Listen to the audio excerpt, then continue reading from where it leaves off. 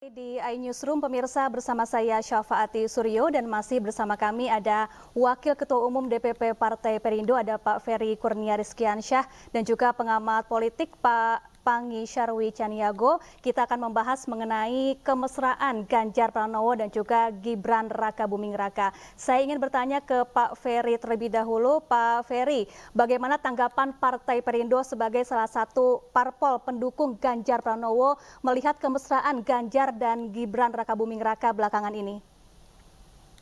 Ya, terima kasih Mbak. Yang pertama adalah tentunya bahwa Pak Ganjar dan juga Mas Gibran ini adalah satu partai. Jadi secara kepartaian ini memang sama. Yang kedua tentunya ini menegaskan bahwa Mas Gibran itu betul-betul mendukung Mas Ganjar.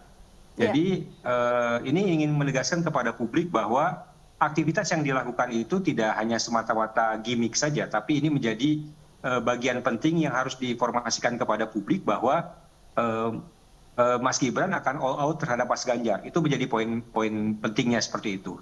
Dan yang paling penting lagi adalah bahwa mekanisme-mekanisme yang dijalankan di dalam aktivitas yang ada yang dilakukan oleh Mas Ganjar tentunya mendapat dukungan dan support yang memang luar biasa dari Mas Gibran. Jadi sebenarnya itu yang memang menjadi poin pentingnya di dalam aktivitas yang dilakukan selama ini. Bahwa kemudian misalnya ada hal-hal lain yang memang muncul, saya pikir itu di luar konteks yang ada. Tapi ini menunjukkan bersama partai yang sama. Yang kedua, bersangkutan betul-betul mendukung atau Mas Gibran mendukung Pak Ganjar dalam aktivitas proses pencapresannya.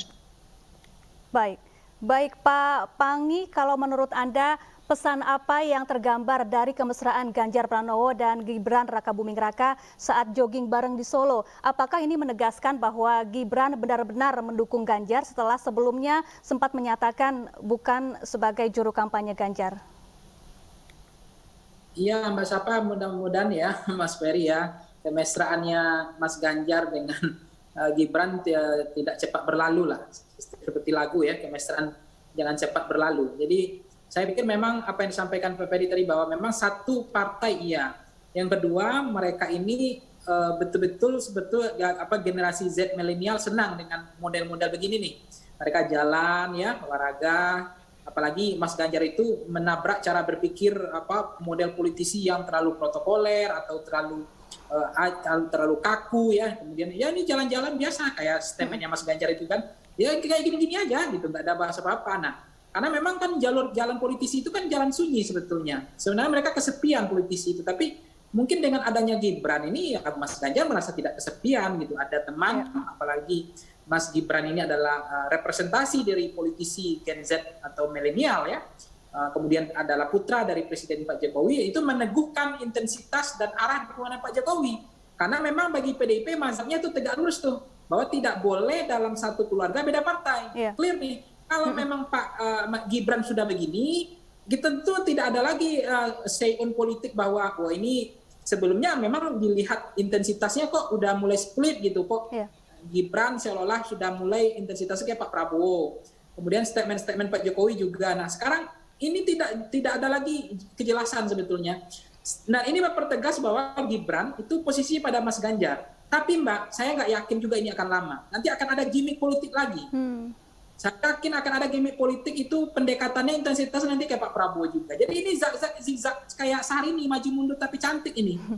Nah ini akan clear menurut saya, keputusan ini akan clear. Pak Jokowi tidak akan main dua kaki, saya itu yakin. Yang kedua, Pak Jokowi per Oktober didaftarkan, itu Pak Jokowi akan mengambil sikap menurut saya. Nah, beliau tidak akan bisa, harus hitam putih gitu. Jadi Gibran pun tidak akan mau beda karena Gibran adalah akan tegak lurus dengan garis partai. Nah, ini pertanyaannya gini Mbak Siapa?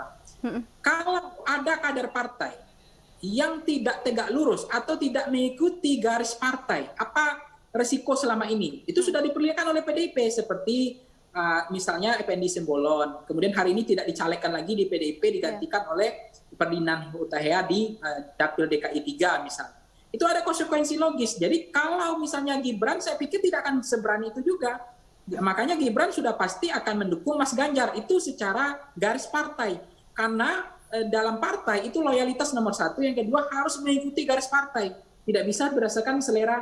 Nah kalau Pak Jokowi hari ini, itu kan juga belum tentu ke Pak Ganjar. Ini problem juga, karena Pak Jokowi akan melihat potensi kemenangan. Yang kedua, intensitas itu akan ditentukan setelah pendaftaran. Nah, sebelum pendaftaran Pak Jokowi belum akan kelihatan. Tapi kalau sudah pendaftaran besok calon presiden, saya pikir Pak Jokowi tidak akan bisa main dua kaki atau mengendorse keduanya, nggak bakal bisa. Karena itu sudah dideklarasikan.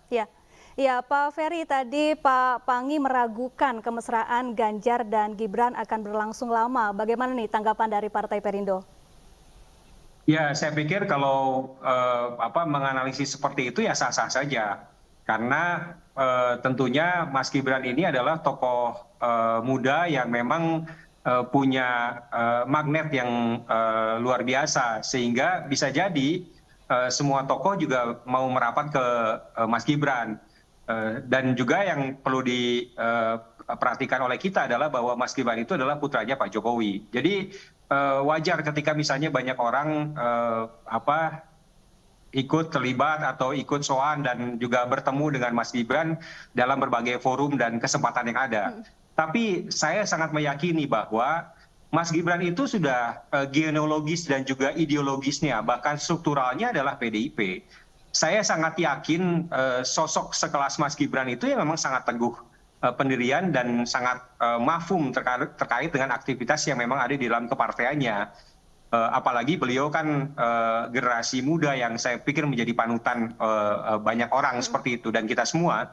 Jadi dalam konteks itu ya saya meyakini bahwa kemesraan Mas Gibran dengan Mas Ganjar, saya pikir ini ada bukan hanya semata-mata hanya gimmick saja, tapi ini memang sudah real seperti itu. Dan memang diyakini bahwa Mas Gibran itu pasti akan mendukung sepenuhnya upaya-upaya yang memang akan dilakukan oleh Mas Ganjar dalam mekanisme-mekanisme pencapresan. Cuman kan mungkin sekarang ada batasan-batasannya. Kenapa? Karena masa kampanye ini belum dimulai. Prosesnya juga harus tegas. Beliau adalah selain juga tokoh muda, beliau adalah wali kota. Sehingga ada fatsun-fatsun politik yang memang ada, atau aturan-aturan main yang memang ada, yang juga harus dipatuhi, jangan sampai juga melanggar. Tapi kalau mekanisme-mekanisme yang lain, saya pikir itu sudah sangat jelas bahwa Mas Gibran itu sudah all out terhadap Mas Ganjar, seperti itu. Baik, Pak Pangi, setelah melihat kemesraan Gibran dan Ganjar, bagaimana Anda melihat peta kekuatan pencapresan Ganjar Pranowo di pemilu 2024? Saya pikir gini Mbak Sapa, bahwa memang pengaruh Mas Ganjar itu sangat besar. Apa alasan indikator pertama adalah Februari itu 14 Februari itu Pak Jokowi masih presiden. Nah, endorse-nya Pak Jokowi, pengaruh kemana arah intensitas Pak Jokowi itu sudah teruji. Kalau kita testing the water, cek ombak kemarin, kemana arah dukungan Pak Jokowi itu akan mendongkrak elektabilitas calon presiden. Nah, kalau kita lihat Pak Jokowi per hari ini saya lihat itu mengawal 2 calon presiden yang di-endorse terus-menerus, dan dia menyaksikan dan beliau happy dan menikmati game teori permainan politik seperti ini. Beliau kemudian merawat elektabilitasnya Pak Prabowo, menjaga gatekeeper terhadap elektabilitasnya Mas Ganjar, dan itu kelihatan bahwa bagaimana hari ini Anies mulai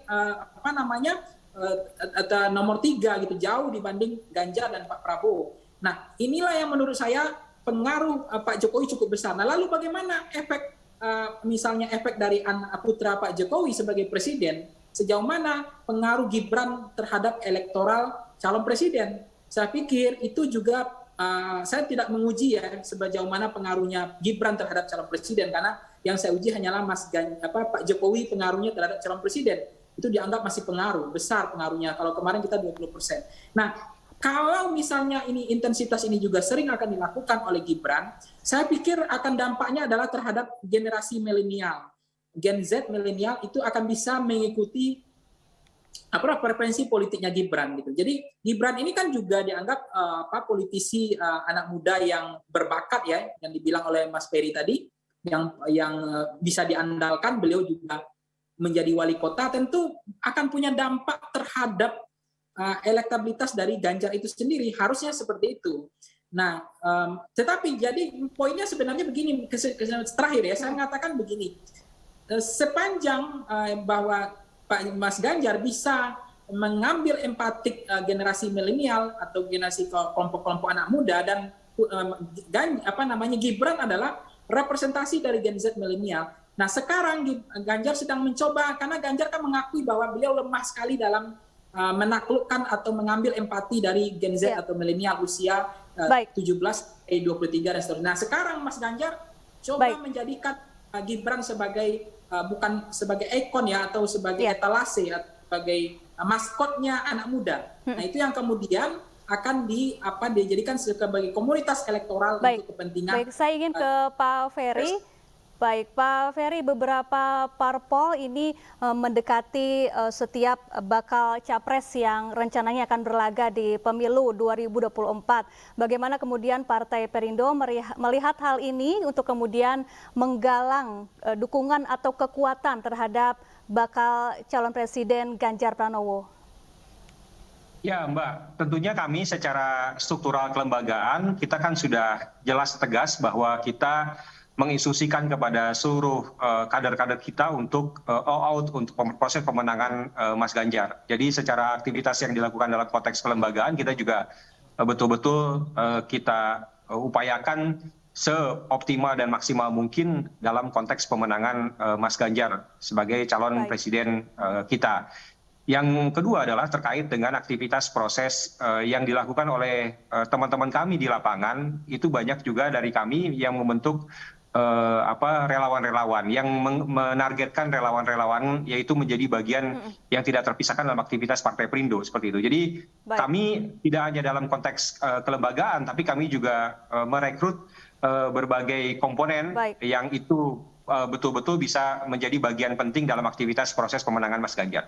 Baik, terima kasih Pak Ferry Kurniaris-Rizkyansyah, Wakil Ketua Umum DPP Partai Perindo, dan juga Pak Pangi Charwi Caniago, pengamat politik, telah bergabung bersama kami di iNewsroom.